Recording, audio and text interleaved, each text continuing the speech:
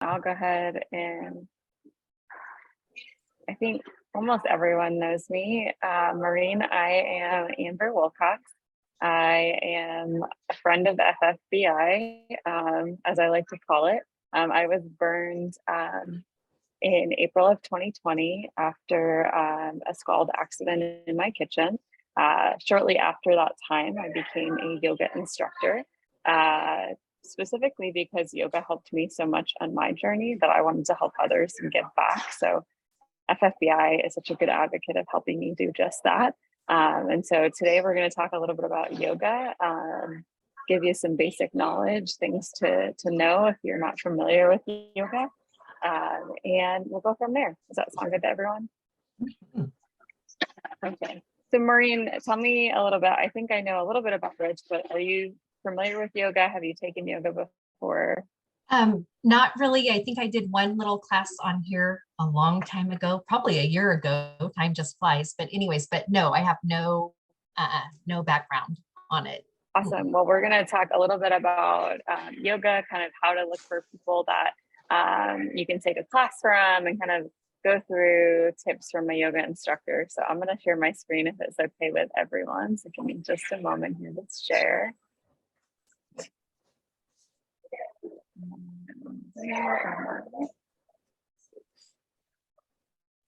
All right. Yeah.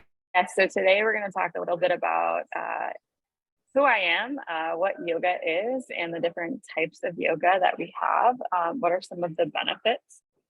Where can you find it? And then some question and answers to save for you guys afterwards. So we'll give you just a couple tips here and go from there. Does that sound good to everyone? Perfect. All right. So like I said, I am Amber. I am a burn survivor.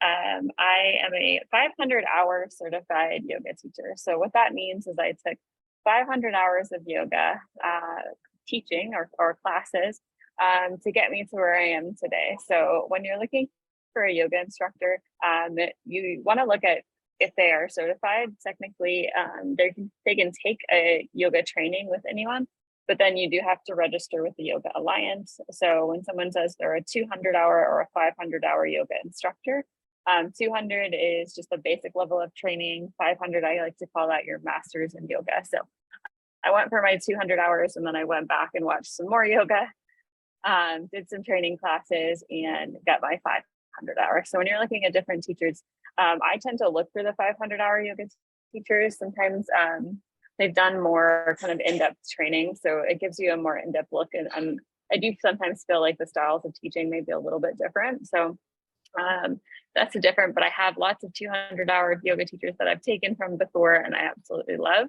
500 hours, typically they like to dive a little bit deeper into trauma-informed yoga. Sometimes they like to take advanced training classes, so a little bit more of like different styles. Sometimes with the 500-hour, it depends on where they got their training from and kind of how it was, how it happened. In addition, I'm sure you probably picked up on this a little bit, but I am also the new marketing lead for Phoenix Society. So it's a new position that they created at the Phoenix Society, and it was a little serendipitous for me. I wasn't necessarily looking to switch jobs, but a position became available, and I spent 2 years working with the Phoenix Society after my injury. And so having a history and background in marketing, I was really excited at the chance to get to work with them. In addition, can you all see the pictures on the screen too? Good. Yeah, perfect. So the picture in the top right is my favorite picture. It's kind of crooked and not really great, but my husband took this picture about 3 weeks after my burn injury. I didn't, or maybe even a little bit more, but I didn't want to do yoga again. I thought after my injury, there was no way I'd get back to yoga. I had skin grafts on my right leg, all the way up to my hip. They had cut out a part of my hip, and my donor sites are on my left. So I thought there's no way I'm going to be able to get back to the avid yogi that I was before my burn injury. And so my husband took this picture after he sat me on a bench and said, "You're going to do yoga, whether it's, chair yoga or whatnot, you still can do the things you want to." And so here you see him taking a picture of me still with bandages on, knowing that I kind of had to just get back into it. And it was because of him doing this thing right here. that I'm sitting here today, right? I set small goals for myself with yoga. So 1 week it was a chair. But a couple weeks later it was okay, just lay down on the mat, right, or do some things. So even today, if you're adventuring into yoga and you're thinking like I'm not flexible, setting small goals is really important, especially because you're not going to immediately be able to do any handstands right off the bat. I still today can't hold a handstand by myself, but I'm working up to it. So it's definitely something where you have to set small goals. I did take yoga in all 50 states virtually across the United States. So about halfway through this journey, I started on the chair, and then my husband said, why don't you just set like a goal to do yoga in every state? So I had a little map, and every time I take a yoga class, I'd color in a different state on the map until I had filled in all 50 states. I did a couple in Canada and some in Australia. But it was a great way to set small little goals to have a larger success. So about halfway through my trip around the United States, I met a yoga teacher who had taught trauma-informed yoga, and she said, you should do it. You'd be a great, case for this. And so she shared with me some resources on how to get my yoga certification. And so I still to this day believe there's, some serendipity in there. Had I not taken that like small goal journey, I wouldn't really be here as a yoga teacher today. And then that picture in the bottom right is after my burn injury last year. I did paddleboard yoga. And so it was kind of full circle for me to be able to, be upside down on a paddleboard in the middle of the ocean. So as you see, you can set small goals. The girl that was in the top right picture couldn't even put her foot on her knee at one point, and now she's able to do back bends. So setting goals, whether you have a burn injury or not, I think is really important, especially in yoga. Any questions so far? All right. So what is yoga? So yoga dates back about 4,000 years, which is a really long time. It is a physical, mental, and spiritual practice. So you've probably heard folks talk about yoga in the sense of exercise, but it's really actually much, much more than that. And it dates, like I said, about 4,000 years. It started in India, and it originally was a one-to-one practice. So there'd be a teacher and there would be a student. But it's developed over time into what we see today as those class formats. The word yoga is actually derived from what we call Sanskrit, and it means to yoke or to unite. So to bring the mind, body, and spirit all together as one. And so that is what we aim to do, is align all of those things in our yoga class. As you probably know, yoga has evolved over time, but it still stays in that root cause of wanting to eliminate suffering. So our goal in yoga is to keep us at peace with our mind, body, and spirit. All right, so let's get talking about different kinds of yoga. So there's lots and lots and lots of different kinds of yoga. I'm going to start at the top and kind of just give you a brief kind of rundown of what these different types of yoga are. You've probably seen a couple of the names here. Sometimes when folks are saying like, I want to join a yoga class, but I have no idea, right, where to start. And you see some of these names on the screen. Knowing the different types of yoga is actually really helpful. So when I go and look for a yoga class, typically I look for a couple of things. Vinyasa is typically the yoga class that I go to look for. This is also sometimes called a flow class. So these are basically kind of just a seamless flow of different poses that run together. So you see this in most of the contemporary styles of yoga.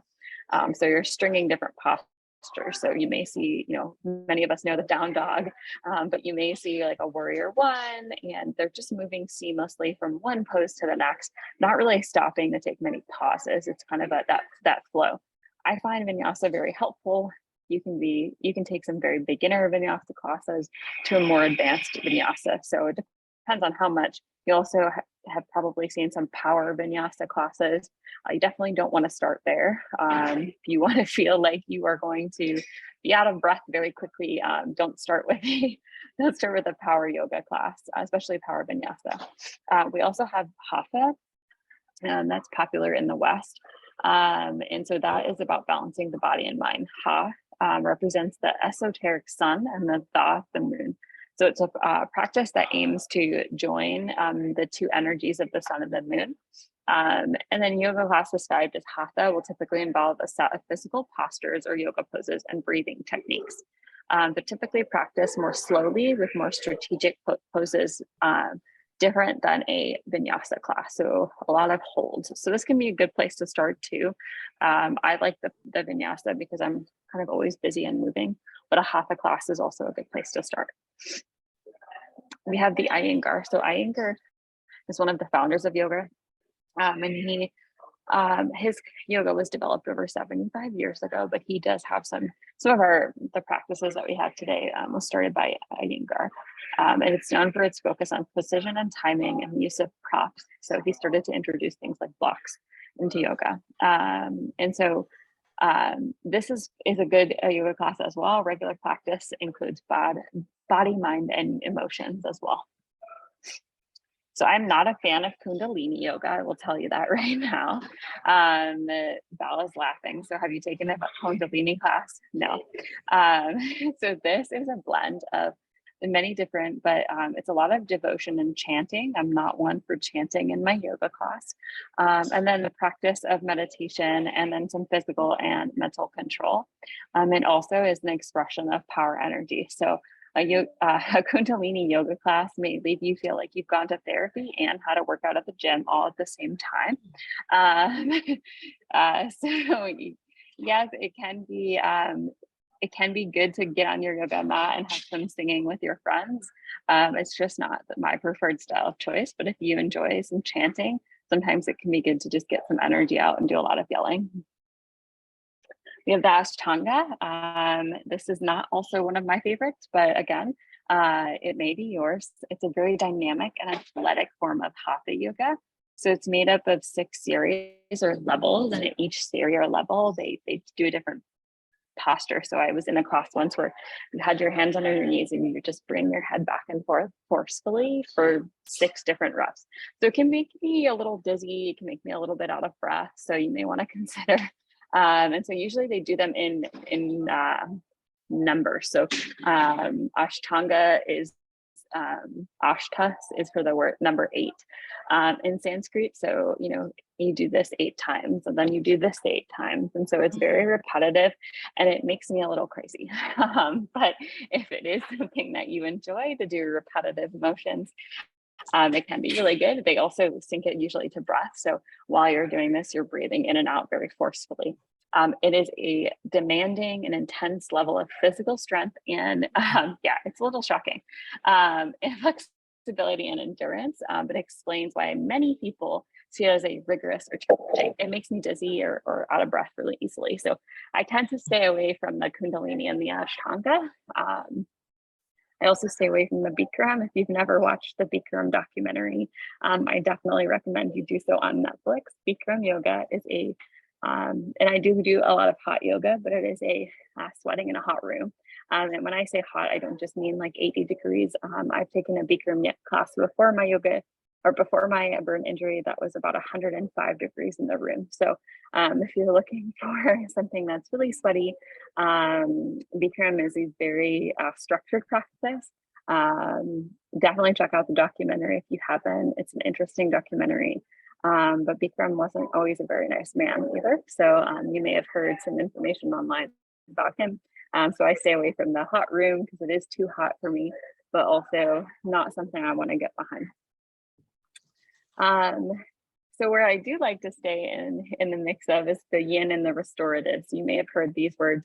We've taught some yin classes here with FFBI, but yin yoga is typically that slow paced style of yoga exercise. So it's a traditional Chinese, it uses the principles of the traditional Chinese medicine with asanas or different poses that are held for longer periods of time. So in our yin class, we might hold not necessarily a downward dog, but we would probably hold some poses that are lower to the ground.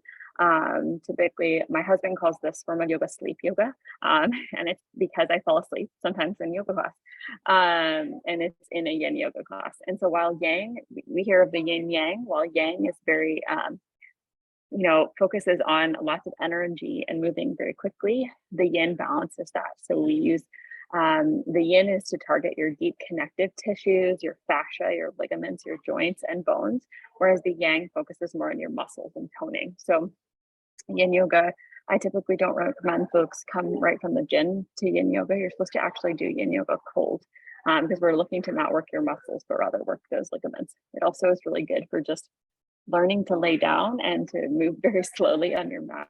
My husband says that I pay $12 for a nap sometimes, and it is true. I will lay on the mat and find some deep stretching while also, relaxing and finding time for me. Restorative is even worse, worse in the sense of more restful than yin, if it can be possible. So it is a restful practice that is all about slowing down your body and doing some passive stretching. I will definitely fall asleep in a restorative class. I won't always fall asleep in a yin yoga class. And by fall asleep, I mean meditate, but, nod off a bit there and find some deep relaxation.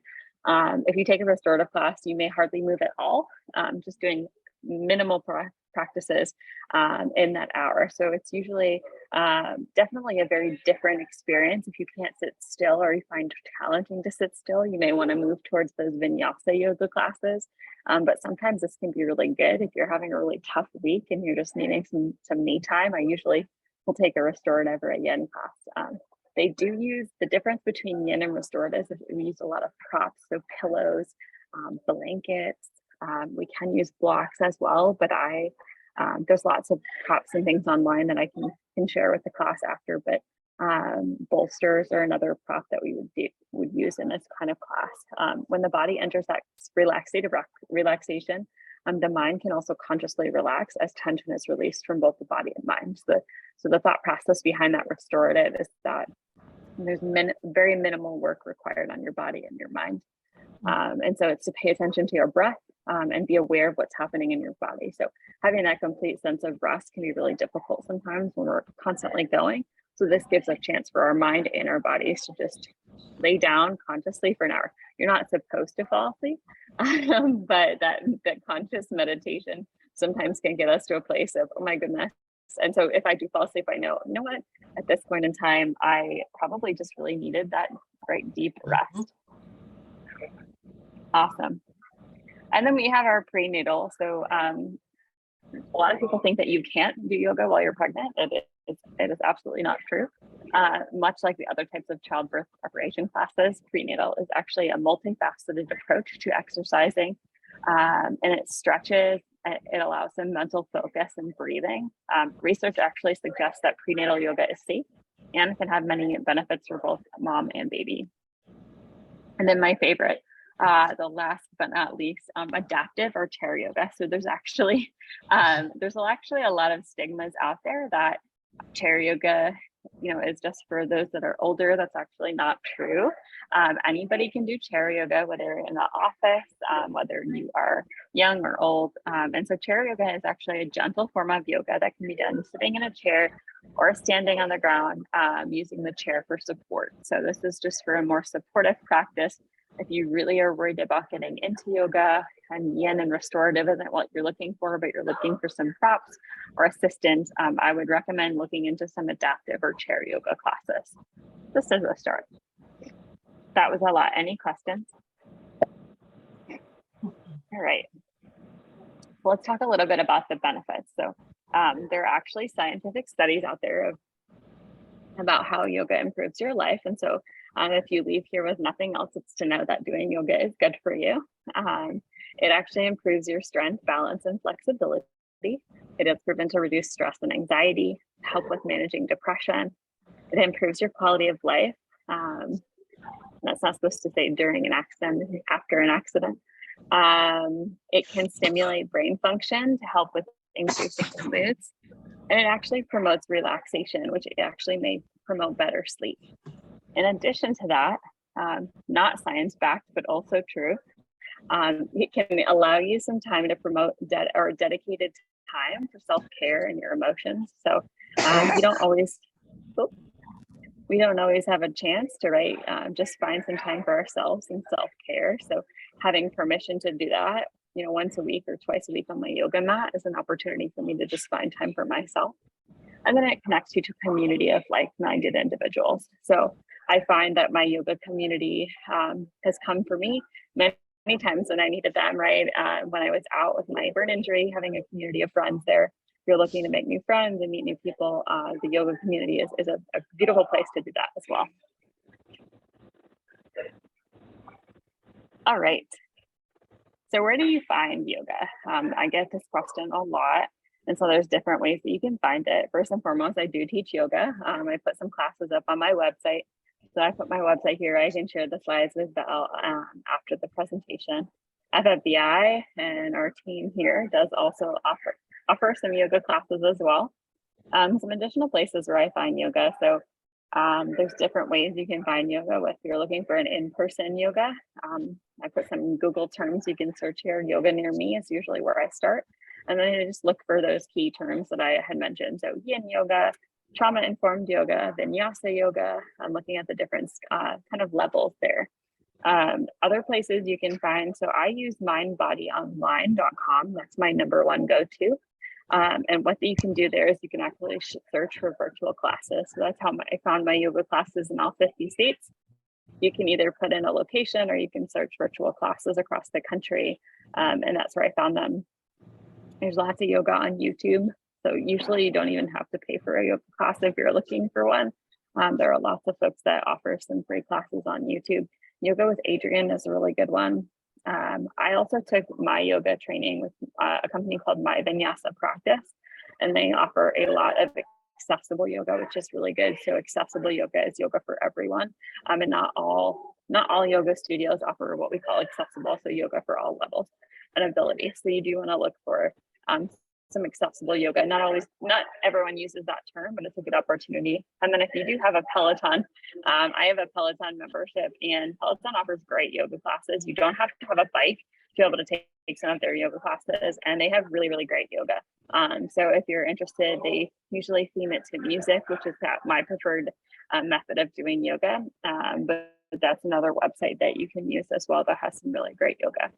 Again, some terms, especially for burn scars. I know if you're wanting some deep stretching, I tend to find the yin and the restorative yoga really good. But again, any of these terms on here can help you if you're just getting started or looking for a more restful class. Any questions on that? Yeah, so, Rich. So quick question. So there's a lot of information you're sharing. So when you're saying trauma-informed yoga, who's being informed? Is the body being informed?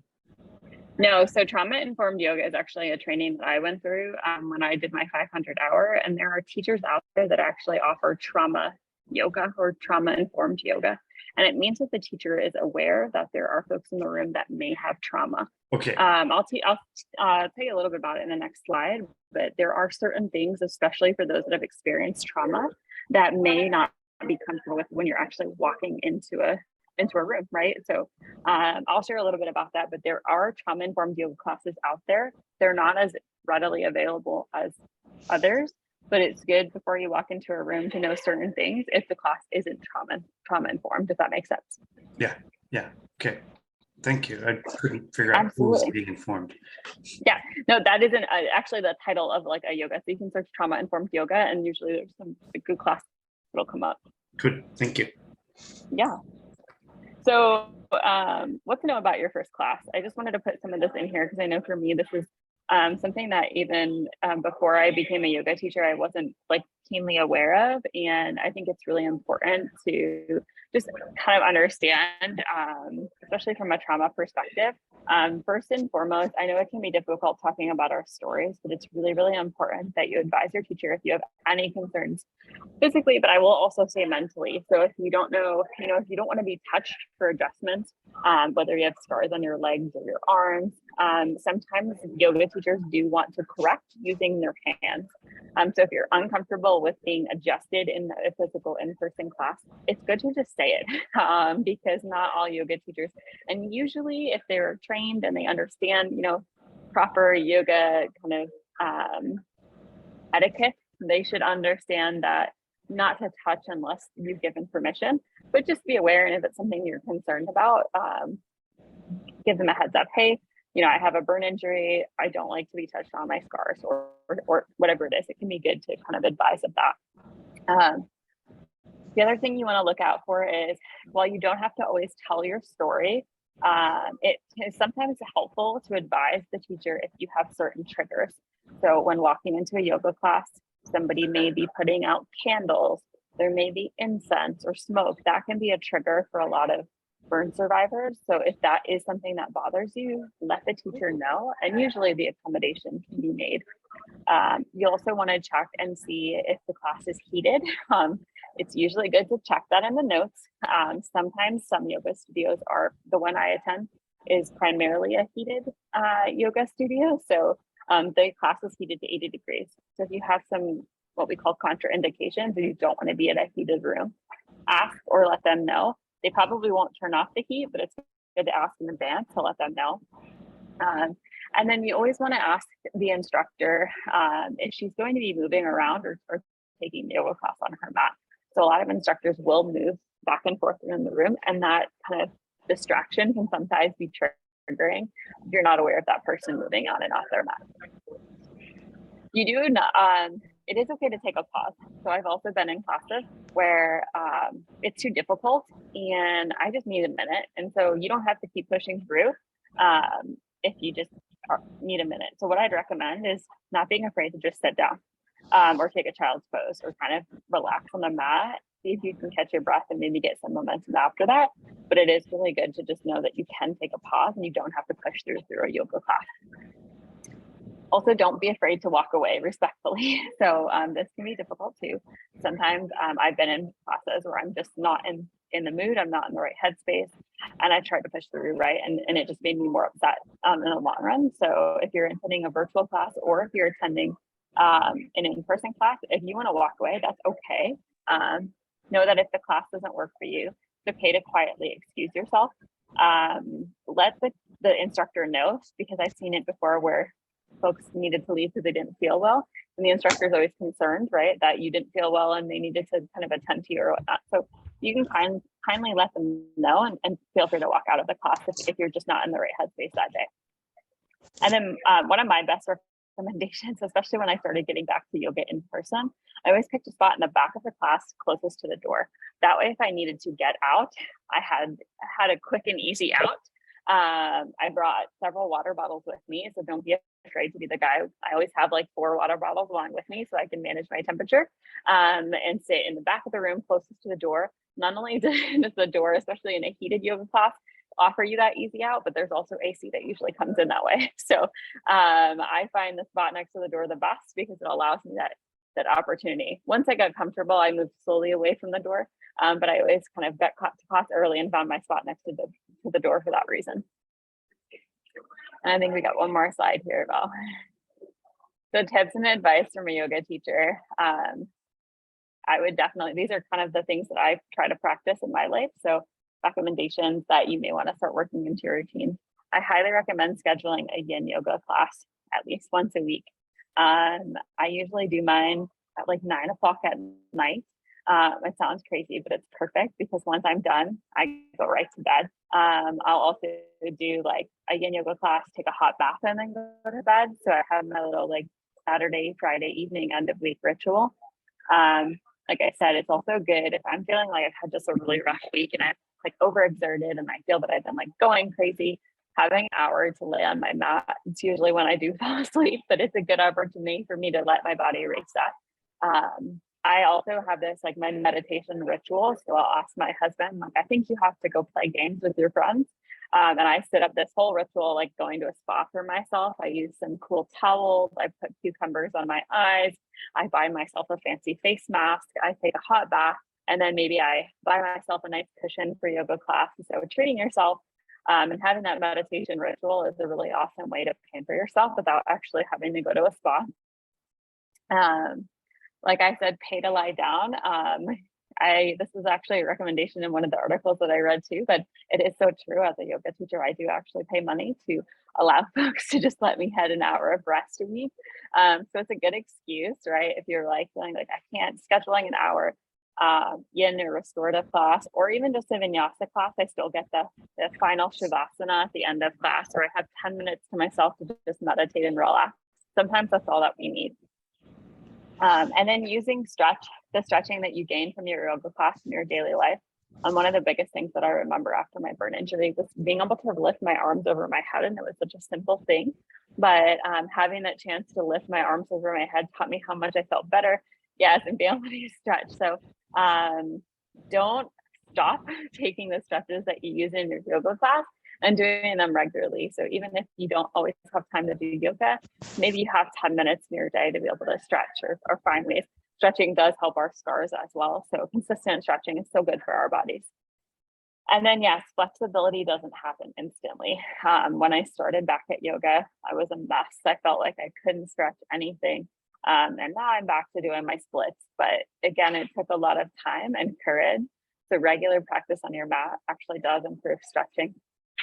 And then last but not least, I think part of the reason I got through my injury so well was because I had learned and so well in terms of pain management was because I had the proper breathing techniques to get through times of stress and help with my pain management. So whether you're experiencing pain now or pain is, something that you have experienced in the past, I think having those breathing techniques that you learn in yoga can actually really, really help in just everyday life. So as yoga teachers, we're taught to have yoga not just on our mat, but also off our mat as well. So good diet and exercise, regular breathing techniques, and being able to just kind of keep center and peace in our lives. So I think having proper breathing techniques is really what has helped me in those moments of stress as well.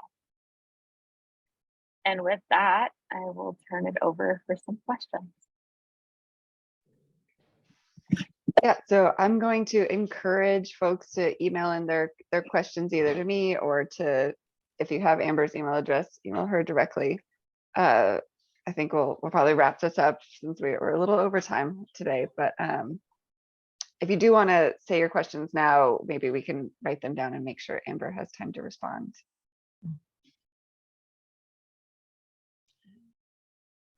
I have no questions. You really answered a lot of my questions I had before about how the practice can be so diversified, but thank you.